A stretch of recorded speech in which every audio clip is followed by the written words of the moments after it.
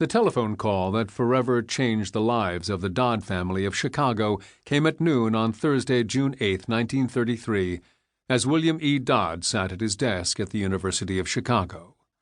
Now chairman of the history department, Dodd had been a professor at the university since 1909, recognized nationally for his work on the American South and for a biography of Woodrow Wilson.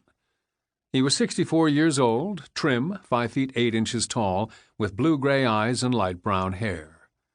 Though his face at rest tended to impart severity, he in fact had a sense of humor that was lively, dry, and easily ignited.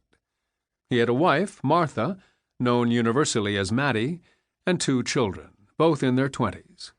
His daughter, also named Martha, was 24 years old. His son, William Jr., Bill, was 28. By all counts, they were a happy family and a close one. Not rich by any means, but well off, despite the economic depression then gripping the nation. They lived in a large house at 5757 Blackstone Avenue in Chicago's Hyde Park neighborhood, a few blocks from the university.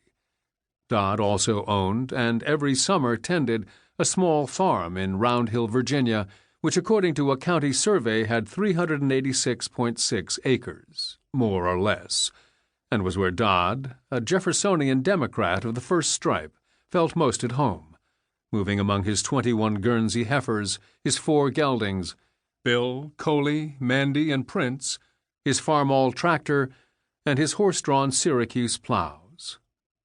He made coffee in a Maxwell House can atop his old wood-burning stove.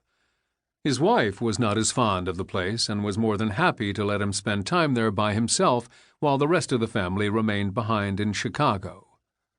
Dodd named the farm Stone Lee because of all the rocks strewn across its expanse, and spoke of it the way other men spoke of first loves.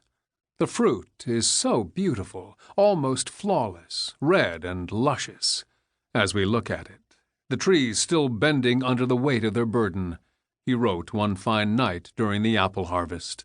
It all appeals to me. Though generally not given to cliché, Dodd described the telephone call as a sudden surprise out of a clear sky. This was, however, something of an exaggeration. Over the preceding several months there had been talk among his friends that one day a call like this might come. It was the precise nature of the call that startled Dodd and troubled him.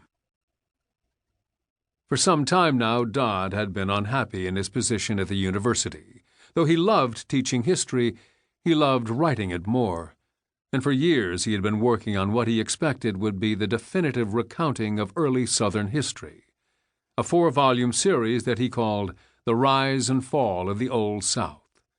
But time and again, he had found his progress stymied by the routine demands of his job. Only the first volume was near completion, and he was of an age when he feared he would be buried alongside the unfinished remainder. He had negotiated a reduced schedule with his department, but as is so often the case with such artificial ententes, it did not work in the manner he had hoped. Staff departures and financial pressures within the university associated with the Depression had left him working just as hard as ever, dealing with university officials, preparing lectures, and confronting the engulfing needs of graduate students. In a letter to the university's Department of Buildings and Grounds dated October 31st, 1932, he pleaded for heat in his office on Sundays so he could have at least one day to devote to uninterrupted writing. To a friend, he described his position as embarrassing.